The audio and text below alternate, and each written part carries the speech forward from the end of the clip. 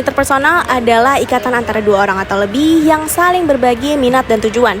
Hubungan interpersonal didasari oleh rasa kepercayaan, komitmen, dan juga tanggung jawab. Proses hubungan interpersonal melewati banyak tahapan yang berbeda, dan dengan memahami tahapan-tahapan yang ada dapat membantu kita untuk menciptakan dan juga merawat hubungan yang sehat dan juga bermakna.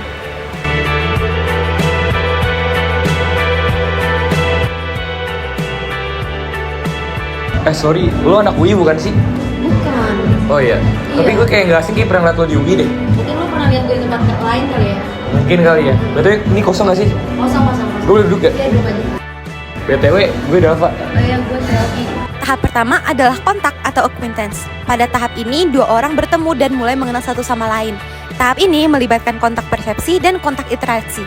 Pada tahap ini, kesempatan untuk memutuskan apakah hubungan akan dilanjutkan, dan kesan pertama sangat berperan dalam melanjutkan hubungan. Oh, lo kuliah di mana emang? Gue di UPN. Oh iya, jurusan apa lo?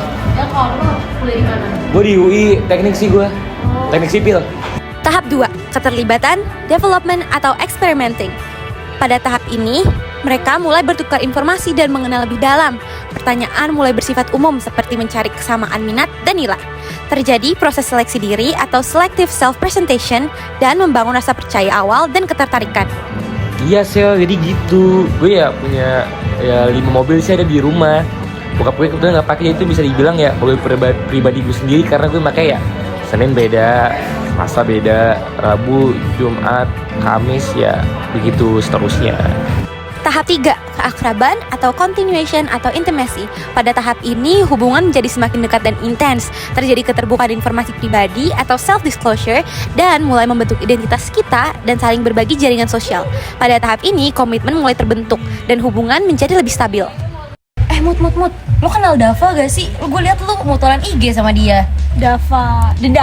Iya, Dava Aksa. Oh, gue tau. Kenapa? Jadi gue belakangan itu lagi deket sama dia. Lo deket sama dia? Iya, kenapa? Jujur, dia tuh teman SMP gue. Kayak lo harus hati-hati deh. Iya, Titi kenapa? Jadi Soalnya gue takut deh. Dia terkenal tukang bohong gitu. Sorry. Mana orang yang mau kesini lagi? Demi apa? Mau Sumpah, kesini? iya. Halo. Dava. Guys. Halo. Shell. Ya gue lagi pada ngapain guys? Lo kenapa Shell? Ya lu jujur aja deh sama gue, lo kan bohong. Bohong apaan? Gak pernah bohong gue sama lo. Ya coba lo inget-inget deh, lo pernah bohong apa? Tahap 4, kemunduran hubungan atau deterioration. Pada umumnya terjadi ketidakpuasan dan juga jarak emosional.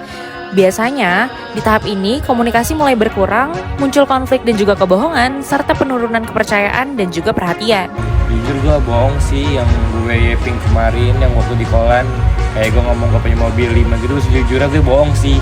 Ya lu ngapain bohong kayak gitu? Ya gue pengen dapat validasi biar deket sama lo aja. Apaan sih lu nggak banget? Aduh, udah. Davanya sih nggak boleh bohong kayak gitu. Emangnya kenapa lo bohong kayak gitu? Ya, gue biar bisa deket sama Shelby aja.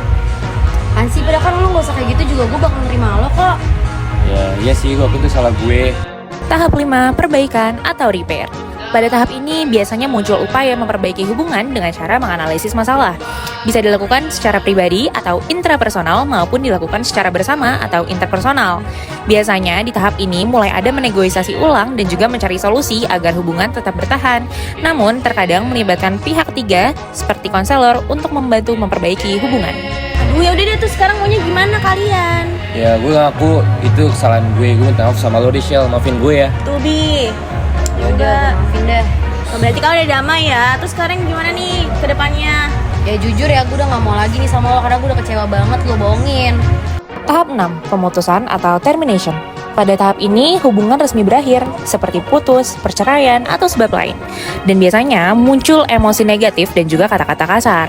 Maka dari itu, penting bagi kita untuk menjaga kesehatan dan juga emosional dari diri sendiri. Karena pemutusan bisa dilakukan dengan damai atau konflik.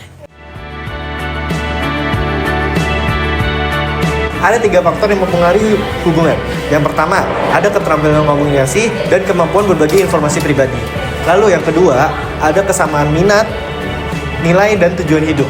Dan yang ketiga, peristiwa penting yang mempercepat atau memperlambat hubungan.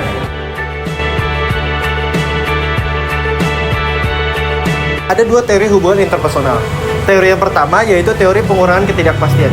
Teori pengurangan ketidakpastian itu orang yang berusaha mengurangi ketidakpastian tentang orang lain dengan mengenal mereka lebih baik. Contohnya, saat bertemu orang baru, kita mencari informasi agar bisa memprediksi perilaku mereka. Dan yang teori kedua itu ada pertukaran sosial. Hubungan dinilai berdasarkan analisis untung atau rugi. Nah, hubungan itu akan bertahan jika manfaatnya lebih besar. Contohnya dukungan emosional, persahabatan, dan pengakuan.